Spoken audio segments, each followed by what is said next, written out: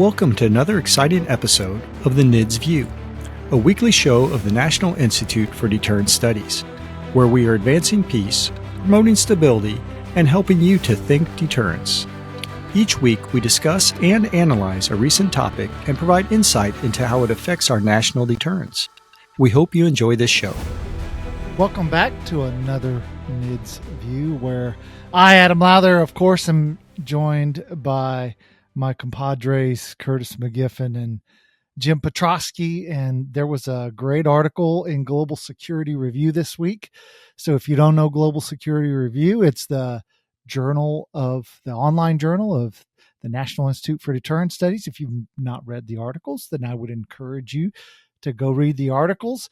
And this week, Steve Blank had a very nice article. It was called The New Nuclear Alliance Against the West. And it talked about Russia, China, North Korea, and Iran, and the dynamics and things that are going on with those four countries. And he essentially, his broad argument was that those four countries are cooperating together. And in the case of North Korea and in Russia, they have formed a formal agreement. And that this is likely going to mean that, for the Chinese who are giving Russians weapons to use in Ukraine, and the North Koreans are doing the same, that Russia, for example, may now give the North Koreans and the Chinese the special nuclear material they need to make more weapons, and that this is just becoming an increasingly cooperative relationship between the four countries, that he calls it an alliance. It's formal and informal in different ways, but this was the sort of a great topic for discussion this week. And so, of course, I always welcome in, of course, Curtis and Jim, but it's always good to see you guys. Now, Curtis, we always start with you. And this week, Jim, I didn't want Jim to have, think, Adam, the pressure. The pressure. Well, I didn't want him to think I favored Curtis more than Jim. So, but you do. So go ahead. But you do. Actually, Jim, I think he's torturing me more than you. That's what it is. I was going to say, Jim, why don't you kick it off this week and go first, and then we'll make Curtis hold his powder. Oh, okay. Go ahead, Jim. Yeah, okay. Well, I'm just going to pass it on to Curtis for now. No. Hey, it's always fun to be back. It's been a while since the band's been together like this. So hopefully our listeners are listening intently. So I read this article. First of all, I want to talk a little bit about GSR. Adam is as our vice president for research, has been doing a phenomenal job in getting articles out there. They're hard hitting. We see that they get out into the organizations, and I want our readership to understand that these articles are meant for you to read, ponder, consider, maybe push back or push forward on the ideas that we put out there. That's what they're there for, to advance the awareness of what's going on. And this is a great article because my biggest read when I read this first time from Steve Blank, and I'm reading through it going, this is much of the same. This is much of the same. But the way Steve Blank pulls this together is rather interesting. Rather than picking out each of the separate areas of conflict and the various adversaries we have, he's pulled them together in this article in a rather interesting way. And so my question, and this is what I hope Curtis will be able to hit on, and you too, Adam, is that I question, why now?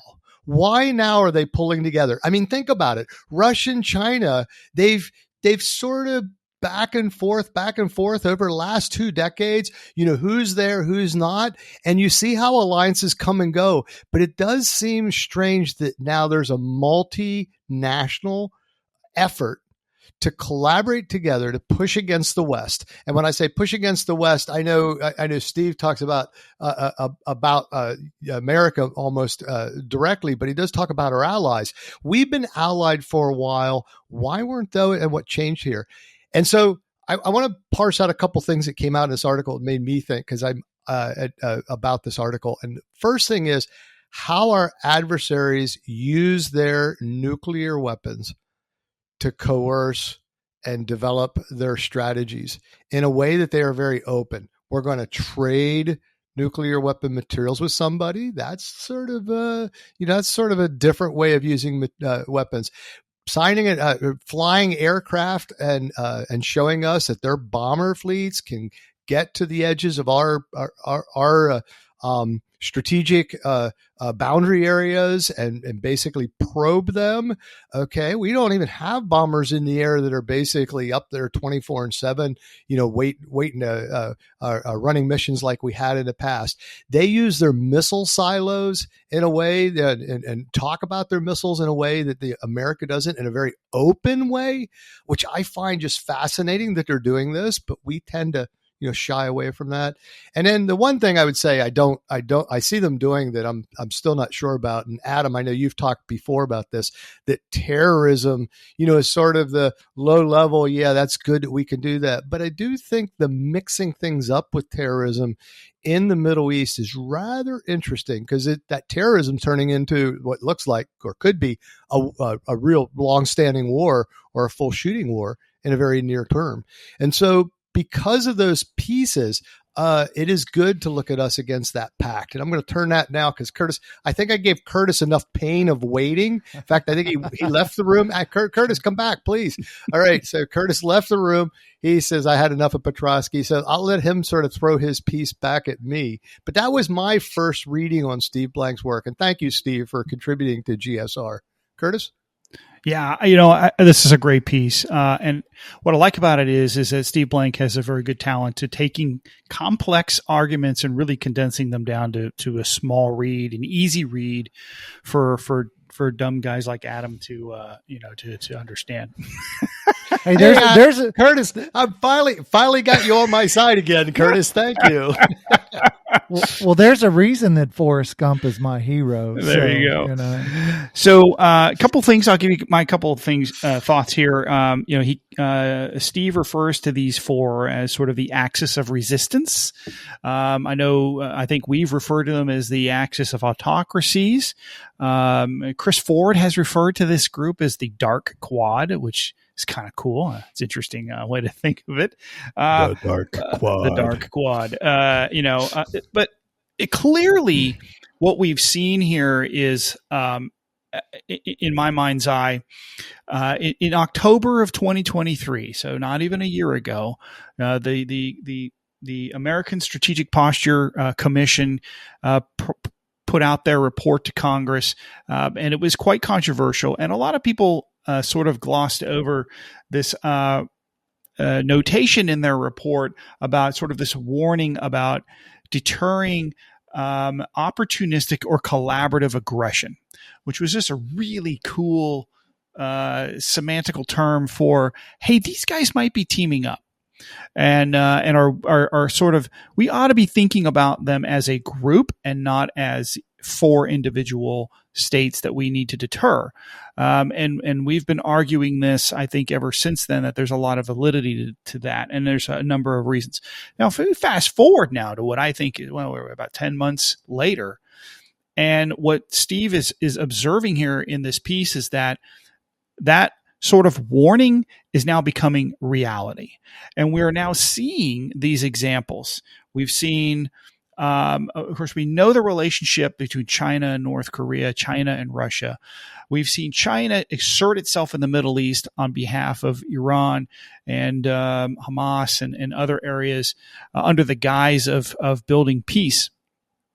And now what we're seeing is a defense pact between Putin and Kim Jong-un. We're seeing, while they are denying it, we're seeing weapons flowing from North Korea to Russia to support the war effort. We know that Iran is selling weapons to Russia for the war effort in Ukraine as well. And when we see these relationships coming through. And this idea of this defense pact is still quite confusing. CNN reported on this defense pact as being something that is akin to possibly a new extended deterrence relationship, that Russia is now extending deterrence protection onto North Korea. as they prepare to look at this kind of event. I think the terminology here is they've pledged to use all available means to provide immediate military assistance in the event the other is attacked, according to the text of the landmark defense pact between the two autocratic nations. And so essentially what this is doing is continuing to perturb the system, the international system. And when organizations like, let me restate that, when large nation states like Russia and China continue to quote unquote do business with North Korea, North Korea begins to assert posture within the international stage. And I think that is just going to continue to empower Kim Jong-un and encourage his behavior. And if any of this includes tech transfers from Russian technology, including plutonium development or missile technology, this is a real threat, not only to South Korea and Japan, but directly to the United States and its allies. Curtis, so I still don't, I appreciate that discussion, but I'm still curious, why now? Why has this not happened in the past? What makes it more appropriate for them to be doing this? Why they do this now? Because I sort of know what my answer would be, but I think military, economic, global connections, weaknesses, uprisings. Where is that coming from? Because if you're going to stop something from happening, you got to understand why it's happening. And I haven't really been able to grasp that fully.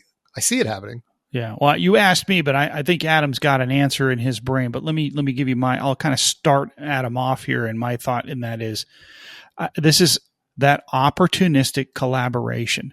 And opportunistic is, I'm using it differently than what I think was the intention of the Posture Commission, which was their sort of intended definition was if America was involved in a conflict with one country, the other country might take advantage of America being sidetracked or having resources overcommitted to another conflict, and that they could take advantage of that opportunity, the open window. I think the opportunity in this discussion is different. It is the opportunity that Russia needs help. It is the opportunity that these countries are finding the freedom within the international system. They are emboldened within the international system to now sort of come out of the closet and start collaborating openly, and they don't care what the rest of the world thinks about this. UN sanctions be damned, and economic sanctions, American economic sanctions, we don't care. These relationships begin to make them impervious to this. For example, China buys 90% of Iran's exported oil. So what does Iran care if the world slaps oil embargoes on them when most of their oil is going to their ally who will pay the appropriate price, and all is happy within these areas? China wants the oil, and Iran wants the recognition and the money from it. So that's my 2 cents on that. Adam, what do you want to add to that? Well, I mean, these four nations have a long history of cooperation. Sure. But I would say that what really sort of ramped it up was necessity. So as Russia, after the first year or so, even earlier, of the war against Ukraine, started draining their supplies of munitions, and they turned to China. Now remember, China has an entire nuclear arsenal dedicated to deterring China. So they still fear China. They fear China wants, Siberia and other parts of the eastern half of the country. And if you go to many, towns in Siberia in the east, you'll see as many Chinese or more than you'll see Russians. So they fear the Chinese, but they have needs. And right now, the enemy of my enemy is my friend. And so that's a problem. Of course, Russia reached out to North Korea because North Korea they've been planning to fight a war for, 7 decades against South Korea. So they've got lots of munitions set aside. Now, if you're North Korea, you say, hey, I'm happy to sell you this stuff, but what I really need is nuclear material for my bombs and guidance, help with guidance systems, and I need to shoot straight. And so Vladimir Putin says, this is well worth it. And then, of course, the Iranians have said, hey, we've held off on going nuclear because they're purposefully, it's not that they can't, Right. They're holding off on going nuclear because they don't quite know how Israel will respond. Will Israel launch, if Iran is a nuclear power, will Israel launch preemptive nuclear strikes? The Iranians don't know the answer to that.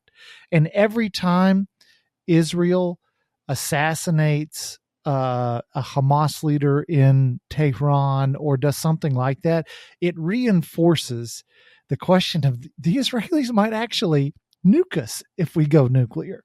So Iran will do everything under that threshold. And you now have, China is buying it. We've tried to put sanctions on Chinese companies that use Iranian oil. We've done all of these things. And this idea that integrated deterrence is going to work, I think the last 2.5 years have been a very clear indication that integrated deterrence is a failure. All of these other things. What works are nuclear weapons. Nuclear weapons are an effective deterrent. That and huge conventional forces, which we just don't have because we can't. I mean, think about it. We've got, what's our total bomber force, right? Well, it's, 46 B-52s and 19 B-2s that are nuclear. And we used to have, at 1991, we had 600. So we're down to 1/10 the size of the bomber force. We simply don't have the convention. We have great conventional power. We just have tiny amounts of it. So everything that could potentially work to deter doesn't. So Russia, China, North Korea, Iran, they're all emboldened. And they know sanctions don't work. The Russian economy is growing faster than the American economy.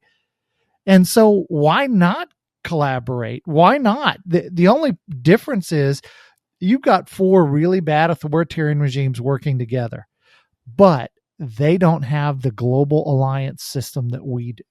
And they're never going to have it because nobody wants to be in an alliance with Russia or China or anybody else. So we still have that advantage. Yeah, one of the things, and I don't remember, Curtis, what you called an alliance of something. I can't remember. But I looked at this when I read it, and that's why I said I'd wait until you were done. I look at it as an alliance of convenience. What's convenient now? And it shows a little bit of flexibility and a little bit of concern on their behalf that they're not keeping up. The problem is, from a strategic side, from our side, is, it goes back to sort of the whack-a-mole. Where do you whack and not and get a good hit that changes things? And as Adam said, I really like that comment that the nuclear weapons make the difference. We've been in a position where we've been outnumbered before. At least we were told we were outnumbered, and we fought that Cold War in the 1980s. It always was the Russian hordes crossing the Fulda Gap, and what was the answer to that? Nuclear weapons. We could stop that from happening, and that's what held off any chance of it occurring. So it's sort of the demonstration of the deterrence of that large great power war in that region. And I think it truly saved lives. So that's the piece there. The problem is, where's your Fulda Gap now? You got too many places to whack, and I see that as being a major issue right now. And the funny thing is the Russians, the North Koreans, the Chinese and Iranians, they all know that America no longer has the capacity to engage against all 4 at the same time. We just don't have the size and the capability to do that. So they know we have to shift and fight one place at a time. And this is one thing that that Steve Blank pointed out, is that when Iran goes nuclear, Turkey goes nuclear, Egypt probably.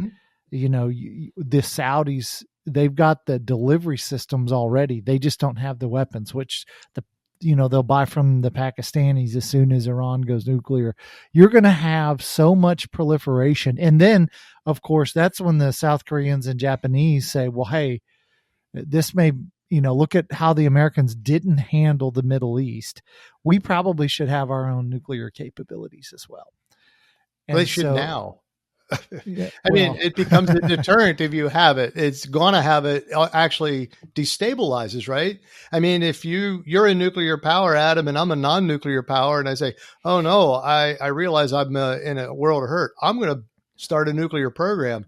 Doesn't that sort of bring about instability until you have something online and able to go? This is where the extended deterrence and a strategy to develop a sort of a normalcy of the future in what's Curtis's word? Actually, I think it was my word, but he stole it. Nuclear participation among nations that have stable governments and have proved themselves to be controlling of their military forces. And there you go. That would be one way to do it. And bring back stability. And then, if you want to bring it down, we'll wait till they make their move and bring them down. That's one way to do it. Yeah. Well, I would, while I agree with some of what you all have said, I might take a little bit license on one or two things here. And that is that I think, yes, this is opportunistic relationships built out of necessity. You're absolutely right, Adam. I think we're kind of saying the same thing here. But one thing that I think this is different. You noted in your comment that this has been around a long time. China and North Korea have had a relationship for a long time. The Soviets and the North Koreans had a relationship for a long time, so forth and so on. And this behavior is no different than what we have seen in the past. The difference now is that it is much more in your face internationally. It is much more brazen with the Shanghai Cooperative Organization, with these bilateral relationships and the no limits partnership between Russia and China, what is now being branded in some cases as a no limits partnership with North Korea. You can argue the sort of the edges of that envelope, and this obviously close relationship with Iran. This is born out of necessity, yes, but it is also born out of, this is our chance now to fundamentally transform the world, and to create this new structure that many of the experts have argued is in fact going on, usurping the traditional rules-based international order as defined by the West, right?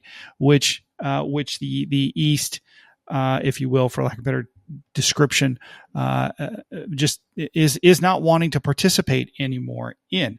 A recent CSIS study on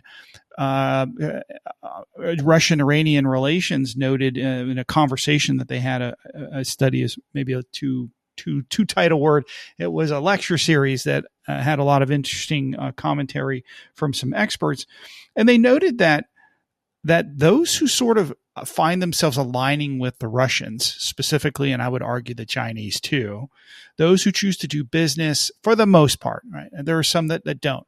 They enjoy this idea that relationships with these nations, with this dark quad, for lack of a better term, offers other nations an escape from U.S. hegemony. And often it's to their own detriment, but one of the statements in this thought process was that these are nations who say, look, we sort of don't want people telling us how to deal with our internal business. And that is the main driver as to why we're going to align in one direction or another. And then there is a fair amount of nation states that are willing to be non-aligned. India, for example, is a great example of that. They're willing to play sort of on both sides of this and sort of see out what's best in their interest. The most in their interest is to be aligned with everybody or not be aligned with anybody. And so that's how we look at this. We look at this Shanghai Cooperative Organization, for example, which is, in my mind, sort of another form of alliance is too strong a word, but it is an agreement. It is a legalized structure that sort of self-empowers its members into justification of the kinds of things they want to do.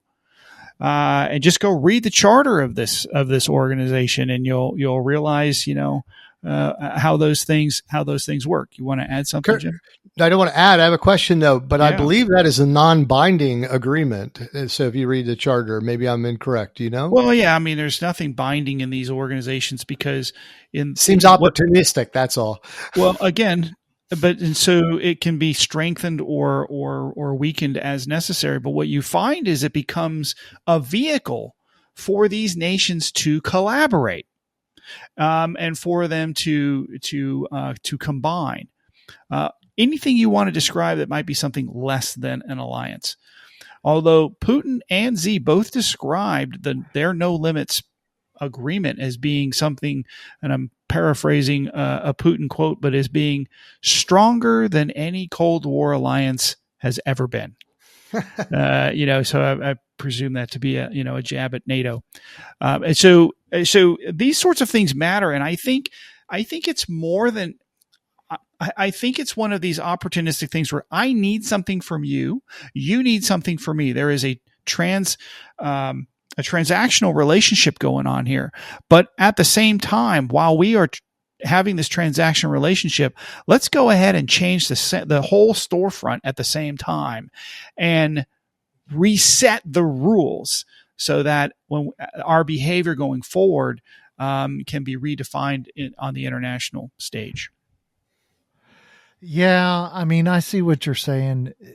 There's, the purpose of a lot of Chinese action is to manipulate other countries and to, in some respects, rend the tie to the United States. This is all about dismantling, slowly but surely. One of the major aspects of the Belt and Road Initiative, it wants to be able to get oil and other needed goods to China over land so that the United States can't put a naval cordon around China. That's one of the big things. But it's also, hey, if I build strong enough ties with you, Pakistan's one of the great examples where the U.S. has always had strong relationships and ties with Pakistan. And the Chinese have come in and have been trying to rend that apart.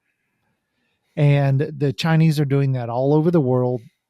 And their offer, their standard is they come in, they offer a high price the first time they buy copper or whatever. And then the next time the screws get put on. And then people find out, hey, the Chinese aren't so great to deal with. And now that you've got Russia, China, North Korea, and North Korea was hamstrung and China wanted them hamstrung because they never quite knew what they were going to do. Mm-hmm. Whereas now you've got Russia back intervening with North Korea. And then you've got Iran, Iran, the whole purpose of Iran supporting Hamas was that if they can create chaos, and this war, the Israeli war against Hamas has worked out brilliantly for Hamas. The Israelis will hopefully destroy the organization completely, but the public relations war has been won by Hamas very clearly. And, what the Israelis, they've said, hey, if we're going to lose the PR battle, then we're going to lose it, but have a military victory. And Iran has really taken advantage of this to cause the kind of chaos and problems because they know who's the biggest backer of Israel? Well, the United States. So any problems for Israel. Mm-hmm. Yeah. So it's creating global havoc and then watching how does the United States respond? And does the United States very clearly demonstrate that it has the capability, the capacity, and the will? And I don't think our responses to Taiwan, Israel, Ukraine, they've not been such that the Chinese and the Russians and the North Koreans and the Iranians are getting together and going, guys, we really don't want to mess with the Americans. This will go badly for us. That's not their conversation anymore. No, that it's not. was their. That's correct. So, and here's why. So let me sort of help wrap things up here in this argument. And that when you look at the amount of nuclear warheads, according to the sort of public numbers from the Federated American Scientists, and you calculate the Russian numbers, the Chinese numbers, and the North Korean numbers, and you compare that against the American numbers, and we'll throw in the UK's numbers, there is a delta of almost of 1,000 warheads. Guess where that delta is positive to? It's way more than that. I mean, well, just the Russian strategic. I'm just talking strategic. Now, I'm not even into the tactical warheads. Just in the strategic numbers, it's 1,000 more just on that side of the equation. And if people say, well, you got to add in France, well, then you would have to add in Pakistan, and they'd counter each other, because I would argue that the relationship between China and Pakistan is much stronger than you may have alluded to, Adam. And so when we look at how that is laid out here, this is why this collaborative relationship is a problem for America and its allies. And I'll say this: Putin and Xi have no problem with their friends proliferating or participating, but we still have a problem with our friends participating in nuclear weapon generation and capabilities. And as long as we keep that behavior, they're just going to continue to exploit that for their own gain and utilize it, because in the end, they're not interested in participating in the current rules-based order system. Yet we continue to measure them and hold them to it, and think that they're going to somehow see the light, or to the other part of the naysayers will just have the ostrich effect, stick their heads in the sand, and explain to the world that this is not a threat. And in reality is the Strategic Posture Commission noted this thing 10 months ago. We're seeing it live, happening before our eyes. The first Chinese bomber penetrates the American ADIZ not but a few weeks ago. And everybody says this is shocking, and it is. But what's more shocking is that they did it in a flight with Russian bombers. They did it together. They're interoperating. And this is a continued game changer as they collaborate better and work together more efficiently. They'll learn how to communicate better, and they will learn to trust one another. And all of these things will continue to play in their favor and against ours. And Adam, I just think that that's something we need to be worried about, and we need to be focused on it. And the answer to that is we must match this intensity, not run away from it or make excuses for it. So what you're saying is we need to create dynamic parity. Is that something we're going to talk about in the future? Dynamic parity? Was that a shameless plug there, Adam? Is that what I'm hearing? Yeah. So, I don't know if you, the listeners, are aware of this, but Curtis and I, if you go to the Think Deterrence or the Global Security Review website, you can get a copy of our new report, Dynamic Parity, in which we, offer our version of what we think a future nuclear strategy should be for the United States. So if you haven't, read it, go read it. Of course, we're unfortunately out of time, so I'll just say thanks to Jim and thanks to Curtis and thanks to you, the listeners. And remember, check Curtis out on Twitter or on X. He posts good stuff there every single day. Read Global Security Review. The website's been redesigned, so there's a lot of great stuff. Podcasts. Which website is that, Adam? That's the thinkdeterrence.com website. Oh, okay. So check that out. And then, of course, before we end, it wouldn't be the NIDS View if I didn't tell you to always think deterrence. Thank you for listening to the NIDS View. This show is produced under the NIDS Podcasting Network, a division of the National Institute for Deterrence Studies. NIDS is a 501c3 organization dependent upon donations to provide this podcast and bring about awareness of the peacekeeping value of U.S. strength and our national deterrence. You can catch all of our podcasts or provide feedback at thinkdeterrence.com. I would like to thank our producer, Kimberly Charrington, our sponsors, and all the fantastic members of the National Institute for Deterrence Studies for making this podcast possible. Stay tuned next week for another exciting and informative The NIDS View.